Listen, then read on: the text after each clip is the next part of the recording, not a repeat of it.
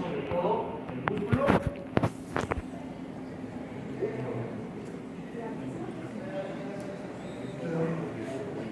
¿Cuál? Ese. ¿Cuál? ¿Cuál?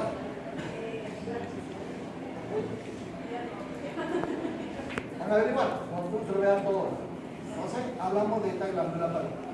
Produce tumefacción, eritema, temperatura local y en algunos de los casos produce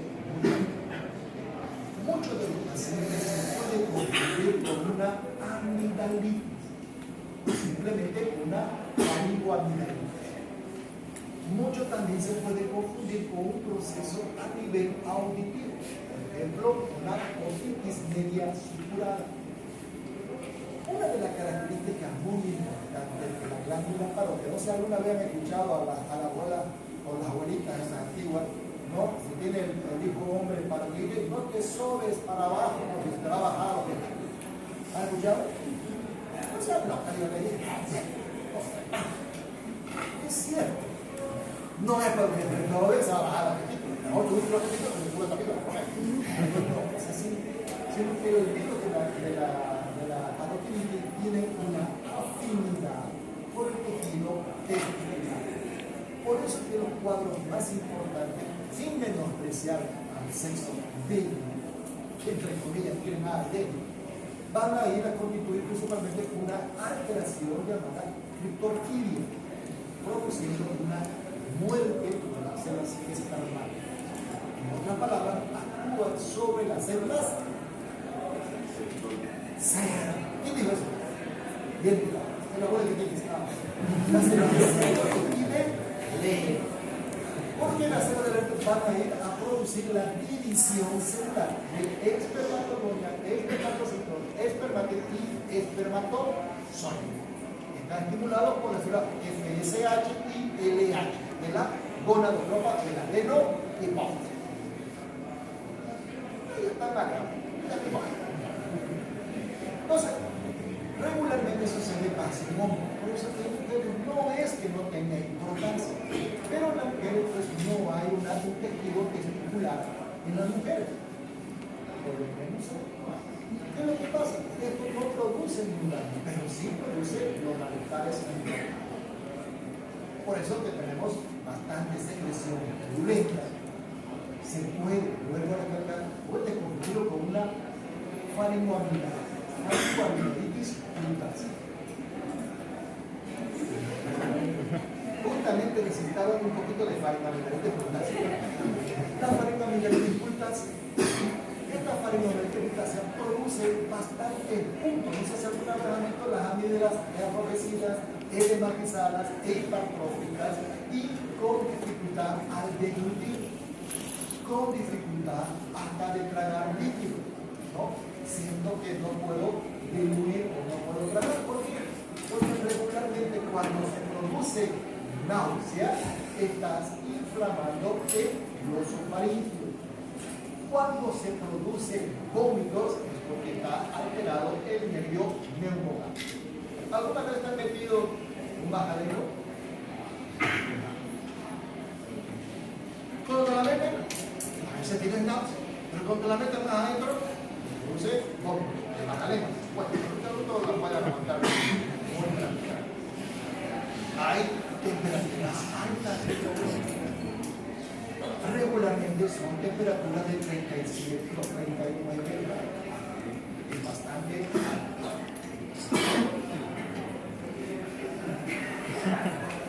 Oye, por si acaso estamos en una pandemia, hay muchos casos de influenza. ¿Verdad? Por lo menos cuando vamos a estar así, desde ahora todos van a venir con barbijo. ¿Ven? Todos toqueando. Van a venir con barbijo. Nadie entra sin barbijo. ¿Ya? Así que desde mañana con barbijo, por favor. ¿Ya? Porque hay alta paciente, ya hubo 2 casos de muerte. Ustedes mañana y otro grupo de Una vez que el alimento cae de la orofaringe a la faringe y de la faringe al esófago, se presenta la contracción del esófago. Hemos dicho que no hay contracción, pero veces son pseudocontracciones. ¿Alguna vez te ha pasado que te comes la papa entera? Y con eso, y hasta que va bajando. Y te dan golpes, patadas, puñetes. Pero cuando tienes algo atragantado, la gente va a disfrutar. Pero es más bueno. Hay una expansividad del esófago. ¿Qué es lo que sucede? Regularmente va decayendo poco a poco. Una vez que cae el alimento sobre el esfínter cardia, automáticamente por presión se distiende y cae el alimento, en este caso, bolo de petición, al alimento. Pero ¿qué sucede cuando no presenta esta dilatación? Esta dilatación va a producir un retraso en el vaciamiento del esófago hacia el estómago. Esto se llama acalasia. Acalasia es la falta de apertura del esfínter cardio. Y eso se debe por una contracción atómica del plexo mientérico de Auerbach. ¿Por qué hemos dicho? El tercio superior, glosoferior. El tercio medio, neurogástrico. Y el tercio inferior, el plexo mientérico. Y tiene dos tipos de musculatura. El tercio superior es músculo esquelético. El tercio medio o inferior es músculo liso. ¿Vamos?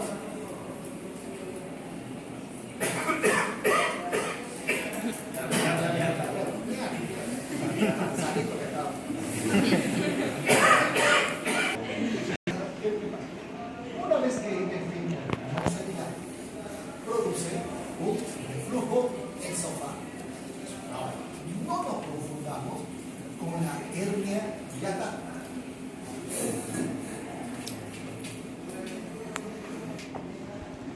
No sé muy bien. Y este es el esqueleto.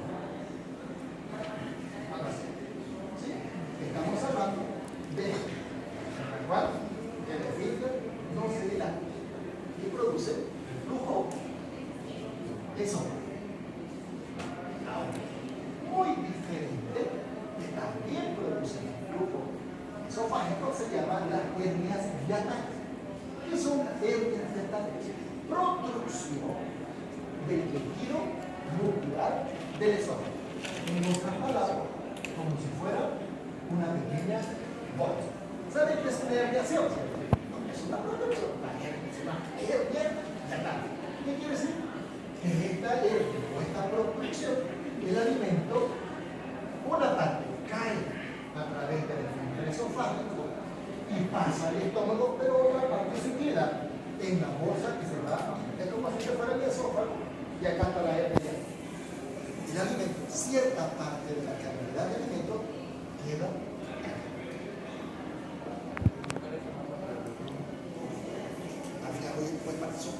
¿Qué es lo que pasa? ¿Qué es lo que se produce como reflujo? ¿Qué es lo que irrita al esófago para contraerse prácticamente? Cuando hablamos de un reflujo, no se olvide que esto está ocluido en la calasia. Estoy hablando de la calasia. Y así lo mismo en la hernia hiatal. En la calasia, esto por los jugos de glándula subicua, glándula subaxilar, la glándula parótida, la tiamina, la alfa-amilasa, el diacinato, que también se produce a nivel de la cavidad oral, más la producción de moco. Esto produce un tipo de fermentación. ¿Qué es lo que pasa? El alimento no baja al estómago y se cierra entre 3 a 4 o más horas. Es lo mismo que tú agarraras un plato de comida, qué sé yo, una sopa, lo pones a las 12 en punto y quieres comerlo a las 4 de la tarde, por ejemplo. No lo vas a comer, ¿cierto? Porque ya está fermentada, ya está bastante contaminada, por decirlo, y hasta te da asco eso de comer. ¿Qué es lo que hace? Produce una irritabilidad contrayéndose automáticamente los reflujos y produce un reflujo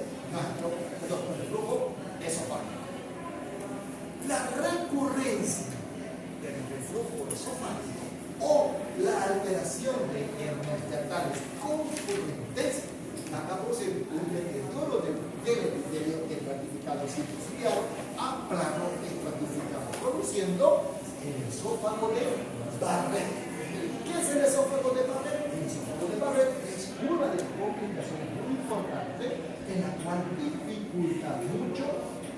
proceso de absorción. Oye, pero hemos dicho que no se produce absorción.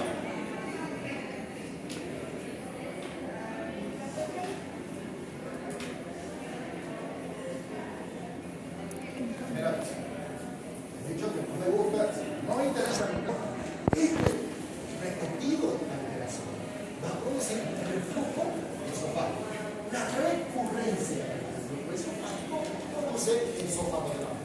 Eso lo vamos a ver más adelante, solamente para que tengamos idea de dónde viene ese reflujo. Cuando hablemos patologías ya del intestino o del aparato del intestino. Pasados 60 años. O sea, esta musculatura no tiene una adecuada inervación por el plexo miembro. ¿Sí? Piensa lo que se hace con estos pacientes. Regularmente hay un problema. ¿Han escuchado ese término de las mamás antiguas? Oye, su lecherita de tu bebé se ha volcado. No, la mamá lo ve. ¿Sí? Es cierto, es verdad, no lo puedo negar. A veces no mejora por nada. Háganle la durante la desgraciada que no le cuidó nada y no se las vuelve una leche. ¿Cómo? Mira, yo volvió harta, pero nunca se lo ¿qué es lo que pasa? Supuestamente lo hacen nacer de nuevo, entre comillas. ¿Cuál es la fisiología o la fisiopatología? La verdad, hasta ahora no es. Sí, porque he tenido varios pacientes y por una y otra cosa siguen vomitando. No, y es cierto. También depende mucho de la creencia. Yo no creo mucho en eso, pero depende de la creencia. Me han llevado a los curanderos y me han ganado más consultas que yo. Pero bueno, ¿qué es lo que se hace? Cuando hay una oclusión sostenida, se ubica cuando hablábamos de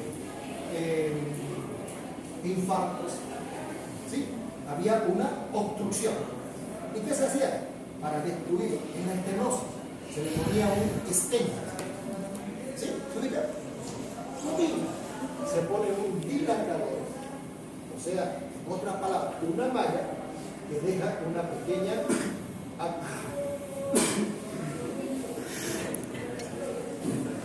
¿Tiene Kleenex? Regularmente, esta musculatura está tan fuerte que no deja pasar. Acá está el estómago y acá está la boca. Entonces, ¿qué es lo que hace? Se hace una cirugía en la cual se deja a través de un stent o de una malla una pequeña abertura. Porque si esto ya no tendría por qué cerrarse, ¿cierto? Porque ya está obstruida, está dilatada. En algunos casos ¿han escuchado el balón gástrico? Esto es diferente al balón gástrico. El balón gástrico es para ocupar y disminuir el espacio del estómago. ¿Se deja entender, cierto? En cambio, esto es para dilatar este orificio. Se le pone el balón, hagan de cuenta como si fuera un tensiómetro, vas insuflando y se va dilatando hasta que pueda mejorar la inervación del plexo membranario. Regularmente, en personas mayores ya no tienen mucha solución. ¿Por qué? Porque ya no dilatan. Por la recurrencia, por la alteración. Yo creo que no debe ser exclusivamente por un daño a nivel de la clase. Más que seguro que de riesgo por el proceso, problemas cardíacos, enfermedades de base, puede ser que sea ese tema. Pero es una endoscopía, llega a hacer el esófago y no dilata. Lo que más importa. Y mantiene dilatado por un tipo de té para que el alimento pueda. Pero por ejemplo, ya no sería reflujo esofágico, sino que estaría completamente abierto y sería reflujo gástrico esofágico. Esa es la otra contraindicación de los pacientes que presentan algún deterioro a nivel de esfínter gástrico.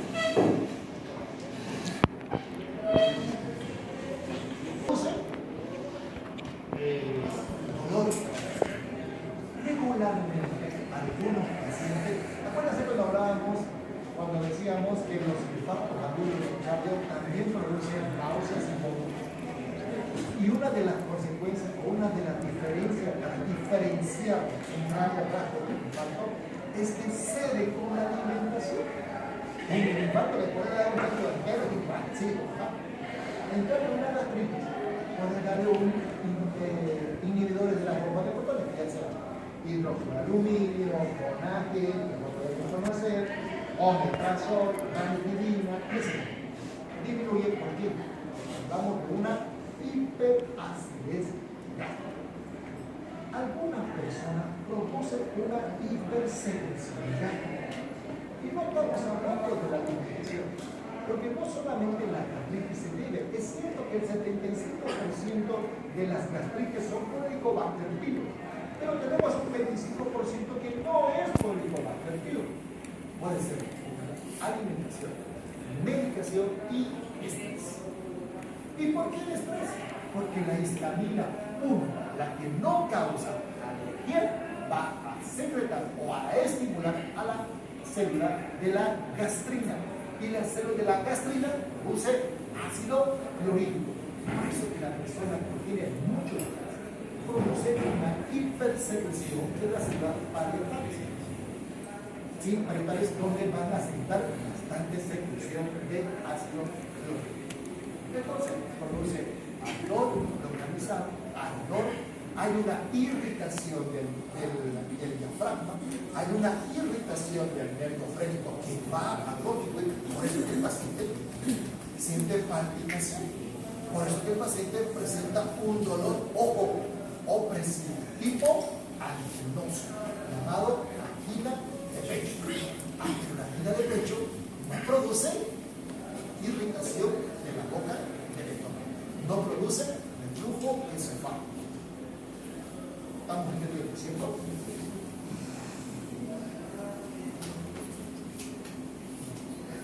Entonces, para esto el tubo digestivo necesita suministrar. ¿Qué es lo que necesita el estómago? Por eso que todos debemos tener una buena cantidad de alimentación adecuada. Por eso que la alimentación está basada con la cantidad de líquido que ingresa. Y la cantidad de líquido estamos constituidos específicamente con un 50 a un 30 ml por kilogramo peso día. En otras palabras, ¿qué es lo que pasa con el agua? ¿Qué es lo que pasa con el agua? Normalmente nosotros podemos consumir entre 30 a 50 ml por kilogramo de peso. ¿Qué quiere decir? Si tú pesas 70 kilos, si quieres hacerlo por 30 o por 50, si quieres por 30, son 2.100 litros, perdón, ml. O sea, 2 litros y 100 ml. Si es por 50, 3.5, que son 3.000 o 3 litros y medio. Por eso que todo aparato digestivo necesariamente necesita un buen aporte de líquido, en este caso agua. Para eso tiene que tener un buen tránsito a lo largo del intestino. Tiene que haber una buena secreción de jugo digestivo en todos los alimentos. Tiene que haber una absorción de los productos como agua y electrolitos, porque lo principalmente lo que va a absorber son sodio, potasio, calcio. Vamos a hablar de una buena circulación sanguínea. Por si acaso, el plexo miempérico no debe exclusivamente ser potencialmente. No puede constituirse que el único que produce contractilidad intestinal es el plexo miempérico. Porque si no fuera así, el paciente con una cuadriplegia no tuviera ningún tipo de contracción intestinal. Por eso que las contracciones intestinales están constituidas también por la hormona, como también por el flujo sanguíneo. A mayor flujo sanguíneo, mayor contractilidad.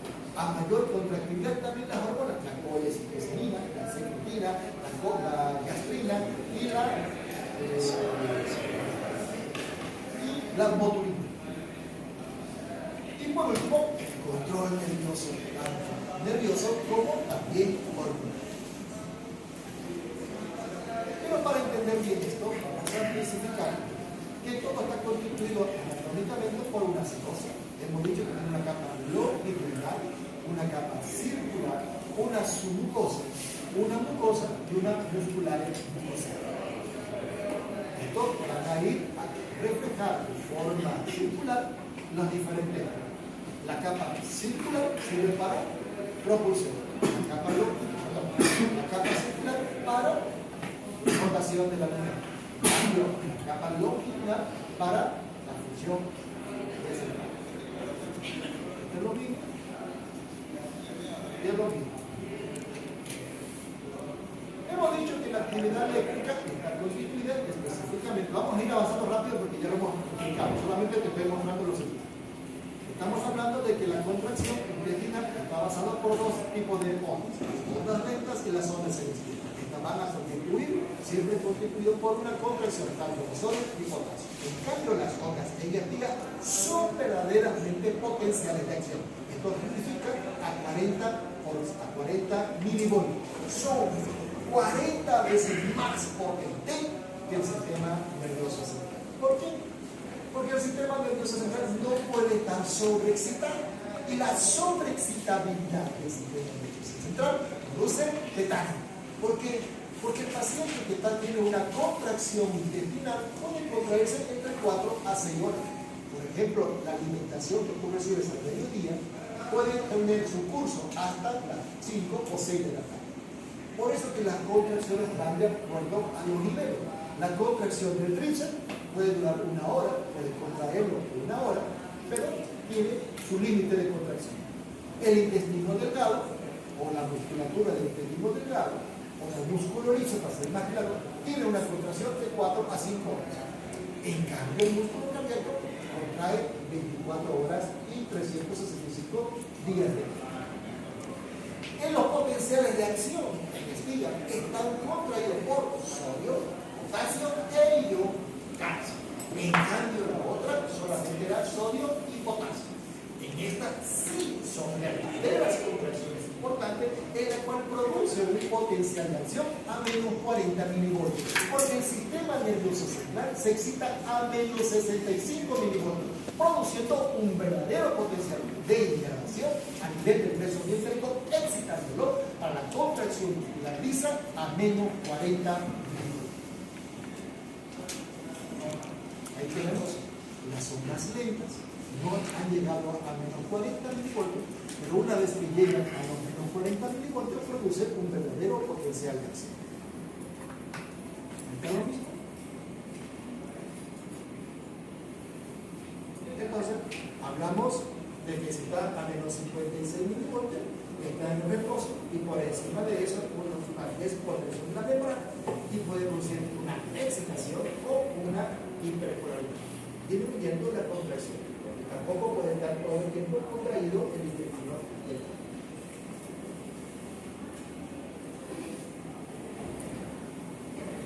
¿Cuáles son los factores que van a producir contracciones? ¿O cómo? Distensión. Otro, la estimulación de la acetilcolina, como también el sistema simpático o parasimpático. Otros son los efectos negativos, el efecto de la adrenalina y la noradrenalina y la estimulación nerviosa, que lo vamos a ver más tarde. Hemos dicho que el control nervioso está determinado por el plexo interno. El plexo interno o el plexo externo. El plexo externo está constituido por el plexo mientérico o de Auerbach. Está inervando las fibras musculares longitudinales y las fibras circulares. En cambio, el plexo mientérico o de Meissner está constituido por la secreción de las diferentes glándulas, sea principales, parietales, concéntricas, etcétera, etcétera. Entonces, dos tipos de inervación. Uno, el plexo externo, el plexo interno, su mucosa. El plexo interno va a inervar las fibras musculares, tanto longitudinales como circulares. En cambio, el plexo interno está ubicado por la regulación del plexo submucoso o de Meissner, que van a ir a la contracción de la secreción y absorción de las glándulas intestinales. Más que todo a nivel de hay la contracción por efecto tónica y crónica, la intensidad de la contracción, el aumento de la frecuencia y la velocidad de la contracción. Pero dice, el plexo mientérico no debe quedarse exclusivamente excitado o contraído. Una de las características importantes de este plexo entérico es que no solamente porque hay la flexión entérico tiene que producirse una contracción. Por eso estamos hablando de que no solamente el plexo, sino que también las fibras, las neuronas y el flujo sanguíneo. ¿Por qué no? Porque si fuera un paciente con paraplegia o un trauma raquimedular o un TEC grave, el paciente queda inútil de aquí para abajo. Disculpe la expresión, ¿verdad? Queda sin movilidad. Aparte de que no hay una fibra contráctil esquelética, tampoco existe. Pero ¿por qué no para el corazón? Porque es autónomo. No necesita de un estímulo. Por eso es que en este caso las contracciones del intestino ya están dificultadas. No producen contracción. Pero el paciente necesita alimentarse. Por eso es que le dan una dieta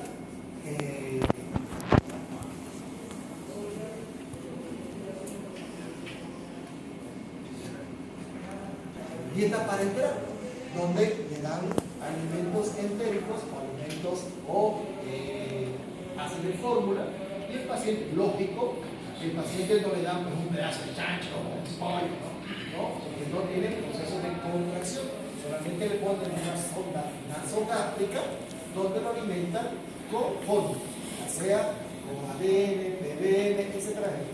Y eso va a producir no contracción, sino absorción. ¿Y quiénes van a producir ese tipo de absorción? El plexo por las diferentes hormonas, la colecitocinina, la secretina, la botulina y la gastrina.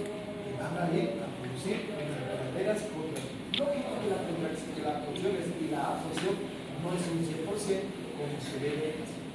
Si no hay hormona o hay un déficit de hormona, la secreción o flujo sanguíneo también produce una verdadera contracción. A la hipoxia va a aumentar aumento del flujo, aumento de la obtención de los nutrientes, el aumento de la extracción de la insulina, estimulando mayormente al glutagón para que a través de los glucogeones saque glucosa al torrente sanguíneo y lo lleve hacia el aparato digestivo para aumentar mayor la absorción. Y ahí tenemos, fíjense, el plexo entérico como está grandemente distribuido, a comparación del plexo de medio o submucoso, donde mayormente están en algunos tipos de sustancias, por ejemplo, en parte del intestino delgado y parte del intestino grueso.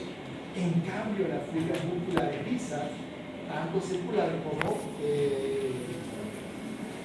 longitudinales, están en todo lo que es el intestino delgado y grueso.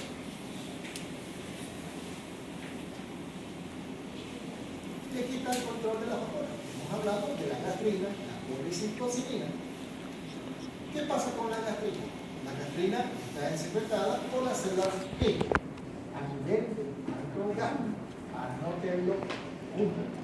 Y está secretado ácido gástrico. La colecitocinina son células de tipo I que están en la mucosa del duodeno y ayunan. Participan en el exceso de absorción de grasa, monoglicéridos y colesterol. El exceso de aumento de colesterol, por ejemplo, cuando tú has comido algún alimento muy rico en grasa, y a veces al día siguiente o ese mismo día comienzas con náuseas y vómitos y a veces un dolor muy característico en el microbio intestinal, ¿sí? Y a veces te produce vómitos de tipo bilioso, amarillento, es porque hay una hipersecreción también biliar. Y la hipersecreción biliar aumenta por el consumo de grasa. A mayor consumo de grasa, mayor producción de bilirrubina. Y esa bilirrubina va a producir un desdoblamiento y emulsificación de la grasa para mejor absorción a nivel intestinal.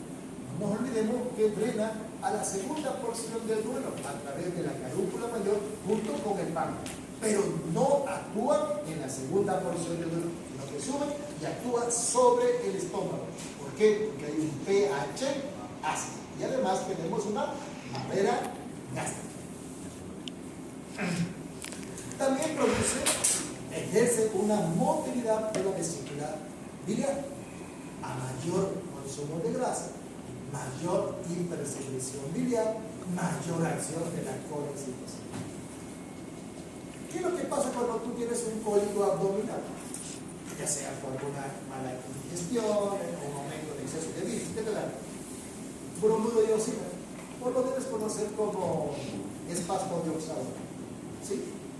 Por eso tiene colecitocinina, haciendo que disminuya la contracción y por eso que la colecitocinina también ejerce, inhibe la motilidad gástrica. Cuando he tenido un cólico gástrico, un cólico intestinal o un cólico por consumir exceso de grasa, ¿qué es lo que hace? Suena más fuerte, ¿cierto? ¿Qué hace? ¿Sí? Entonces, ¿qué es lo que te da? Un inhibidor. En otras palabras, cuando hay un exceso y supera la acción de la colecitocinina, produce el dolor a nivel de intestino. ¿Y a qué se debe el dolor? A la simple distensión. Todo intestino o todo órgano hueco no duele al alargarse, pero sí al distenderse. Por eso que el megacolon, el megaesófago, no produce ningún tipo de dolor, pero sí hay una mala absorción. Y la dilatación, por eso que el paciente con Char, que es lo que se presenta en el aumento del megacolon, principalmente, recién cuando ya está a la última etapa, se dan cuenta que tiene un intestino grueso mayor de lo normal. Pero en longitud. ¿Cuándo molesta? Cuando se distiende. Otra función más importante es la secretina. La secretina va a producirse en las células S del duodeno y actúa a nivel de la parte exógena del páncreas, produciendo la función importante que llamamos la producción del bicarbonato. Y el bicarbonato aumenta la disminución del pH, haciendo que este intestino pueda absorber adecuadamente. Por eso que la secretina secreta un moco muy importante, secretado por el páncreas, libera secretina para neutralizar el forro, en otras palabras, del quimo, para evitar que también se presente mayor absorción a nivel del estómago. Pero una vez que pasa al intestino, también sirve de protección para que no se diluya completamente el quimo. El polipéptico inhibidor gástrico. Hemos hablado que en la parte endocrina del estómago estaba la insulina, el glucagón, la somatostatina y el polipéptico inhibidor gástrico. Es secretado por la parte endocrina del páncreas. Este inhibidor gástrico, como así lo dice, evita que se exceda la eliminación del contenido del estómago. Vuelvo a recalcar, hemos dicho que tenía 4 puntos muy importantes para que el quimo pase del estómago al duodeno: distensión, disminución del pH, disminución del aumento del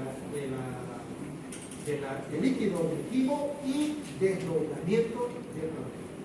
Cuando no se presenta esto, hace que el inhibidor polipéptico gástrico inhiba a que se vaya a pasar al estómago. Porque si el estómago deja pasar con bastante secreción, con hiperacidez, el esfínter duodenal comienza a presentarse úlcera duodenal.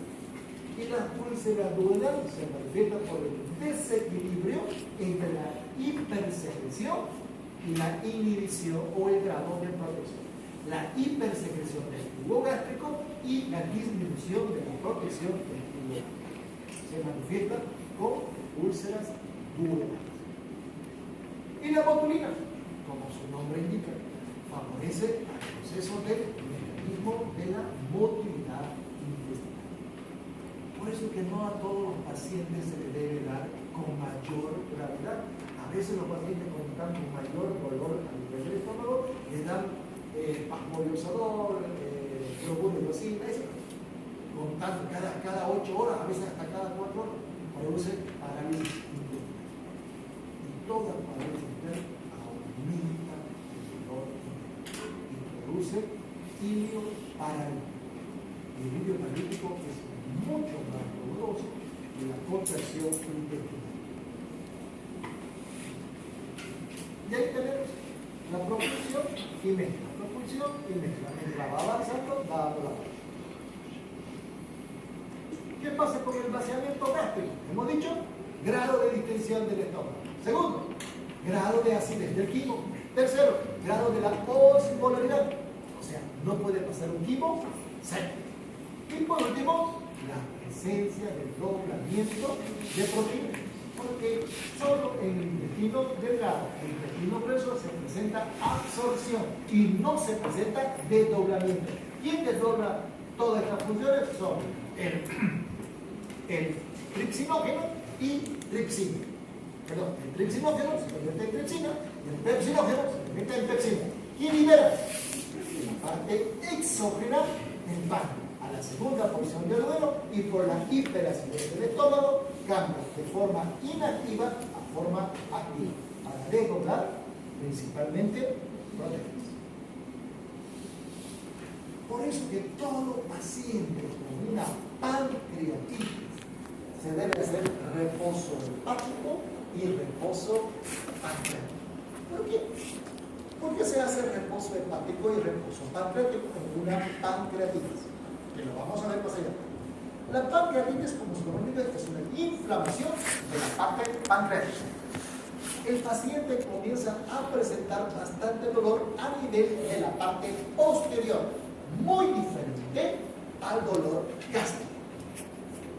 Esto es de inicio brusco y aumenta el dolor del cúbito dorsal. En cambio, la gastritis puede estar echado igual, le va a doler o no. En cambio, la hiperalteración del dolor en la pancreatitis es de cúbito dorsal. No soporta. ¿Por qué? Porque este es el estómago y este es el páncreas. Es un órgano retroperitoneal. Está ubicado entre la cara posterior del estómago, el páncreas y la columna. Y por ahí pasa la arteria exacta. Esta arteria también se complica, produciendo alteración vascular. Vamos a ver en pancreatitis. ¿Qué es lo que pasa en la pancreatitis? ¿Por qué se hace reposo pancreático? En la pancreatitis. Porque si tú le sigues dando alimento al paciente rico en proteína, el páncreas sigue eliminando más tripsina, quimiotripsina y cólica y qué sé yo. Las dos causas principales, aparte del cáncer, ya lo peor, pero las dos causas más continuas son por una obstrucción, por un cálculo que se enclavó en el conducto de hoy, que se llama pancreatitis obstructiva, o por el exceso o consumo exagerado de alcohol, produciendo un edema de papila, donde no deja pasar la vía pancreática y la vía hepática. Por eso que no se le deben dar grasas ni proteínas, principalmente al paciente con la pancreatitis, porque no deja liberarse la vía hepática y la vía pancreática. ¿Se está entendiendo? Ahora, si no lo estamos entendiendo, es mejor que me pregunten. Lógico, también no se puede entender lo que no sabía. Ahora vamos a hablar de los trastornos de la mente. Uno de los trastornos más importantes que hemos visto son las diferentes alteraciones en la dilución del esófago. Hemos dicho que el esófago es un órgano hueco que tiene más o menos 25 a 23 centímetros. Era un tubo que conecta la vía oral de la vía pancreática. Perdón, la vía estómago. Y esto no produce más que solamente un paso, no hay absorción y no hay secreción. Tampoco hay contracciones indefinidas. Una de las causas principales son las parálisis de la deglución. Hemos explicado que cuando hay un desarrollo en los niños, a veces los niños menores de 5 años, por supuesto, que cuando están dando de lactancia, producen un daño porque producen un reflujo encefálico. O cuando hablamos de la alteración por la parálisis. Uno, por ejemplo, la parálisis de la poliomielitis. Aunque la poliomielitis que conocemos nosotros es una alteración a nivel de los miembros inferiores, ¿cierto? Pero principalmente ayuda y ataca al proceso de la reducción. En este proceso de reducción están afectados el glosofaringeo, el neumogástrico y el triquémico. Y por supuesto, el nervio olímpico. La encefalitis. Pacientes con PCI, parálisis central infantil, o algún daño en el cual produce contracción.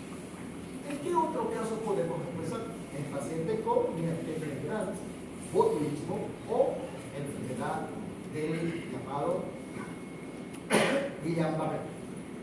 En el botulismo, parálisis muscular, en la atrofia muscular, alteración de la contracción y alteración en el proceso del funcionamiento contractivo. Oye, pero si estamos diciendo que el esófago no produce contracción, ¿qué es lo que se daña? Principalmente la glotis, la epíglota, porque la parálisis del epíglota hace que se produzca un reflujo y el alimento en vez de caiga hacia el esófago, cae hacia de la faringe a la laringe y de la laringe a la faringe, produciendo broncoaspiración. Alguna vez he escuchado que cuando el bebé le estaba dando de lactar, y regularmente algunas madres todavía desubicadas, yo digo que es pecado, no hay otra razón, le dan el pecho cuando el bebé está en cúbito dorsal. Le dan el pecho, algunas se duermen y cae todo el seno y tapa la fosa y se broncoaspira o produce una hipoxia muy importante, ¿no? Siempre el paciente o el niño debe dormir del costado, igual que ustedes, de repente. Si ustedes les echan mucho y están tomando, nunca duerman arriba.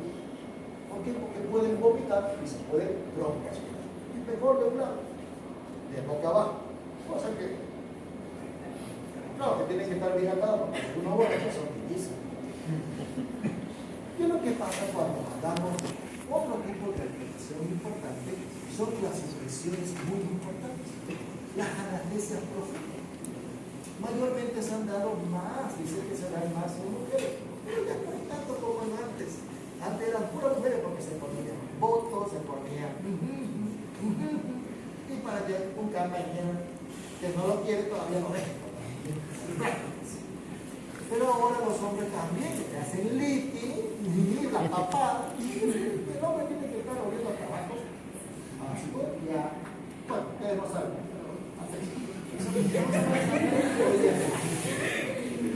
Regularmente, la mayoría de los pacientes con anestesia profunda, con cirugías, ya sea o cualquier tipo de cirugía, puede producir un paro respiratorio. ¿Por qué? Porque el paciente, primero, es una anestesia profunda, no lo intuba, el paciente puede refluir y producir una broncoaspiración. ¿Dónde? Hay supresión completa de la glotis, hay cierre insuficiente de la glotis, hay cierre insuficiente del paladar blando, por eso que el paciente puede buscar cosas así. Acalasia y megazoma. La acalasia, ¿qué saben? Es una alteración del ingreso entérico causado por la dificultad o la permeabilidad del esfínter por más allá de 3 a 4 horas, produciendo reflujo esofágico. Megacola es el aumento longitudinal de tamaño, haciendo que disminuya el vaciamiento del esófago al estómago. ¿Cuáles son las causas? Chagas, principalmente. Y está alterado el plexo mientérico, el neumogástrico y el glosofágico. ¿Cuáles son los trastornos más importantes del estómago? La gastritis. El 75% de la gastritis hemos dicho que estaba por el Helicobacter pylori. Es una hipersecreción gástrica debido a un mal funcionamiento. Y hace que esto disminuya la secreción, aumente la secreción de la gastritis, produciendo una hiperacidez gástrica. Y la hiperacidez gástrica puede destruir en la barrera gástrica, produciendo úlceras estomacales. Por ejemplo, principales, aparte del cobato, el consumo del alcohol. ¿Por qué el alcohol? ¿Por qué el alcohol?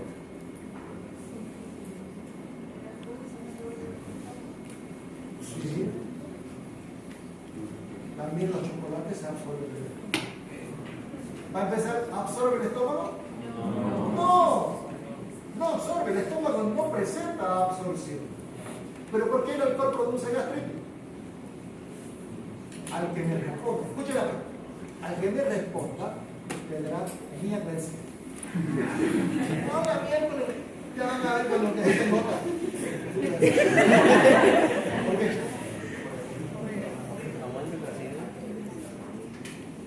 El pH antes del alcohol. ¿Tampoco me el pH? ¿Por qué? Vamos. Llega a las células gástricas. ¿Quién te enseñó fisiología? No me digas el nombre porque ya me imagino que es una cara. ¿Qué? ¿Por qué? No me digas que han llevado fisiología con otro docente que no sea yo. ¿Dónde están mis alumnos? Los destacados. ¿Dónde están parados los destacados? ¿Por qué? ¿Por qué? ¿Por qué el alcohol? Porque es colesterol. Miércolina. El colesterol. ¿Acaso no hemos? Bueno, pasa si habrá que escuchar. El alcohol aumenta obesidad. ¿Sí o no? ¿Qué es lo que pasa con el alcohol? Es el colesterol. Y el colesterol aumenta la hiperacidez gástrica. ¿Por qué? Porque tiene que secretar bilis, aumentando la hiperacidez. ¿Y por qué la aspirina? ¿Qué tiene que ver la aspirina? ¿Sabían que un buen método para anticonceptivo es la aspirina? Nunca has usado aspirina. ¿No sabían ustedes que la aspirina produce?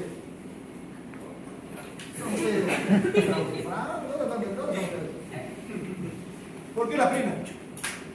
No es porque requiere su pKa requiere el ácido del estómago y necesita producirlo más.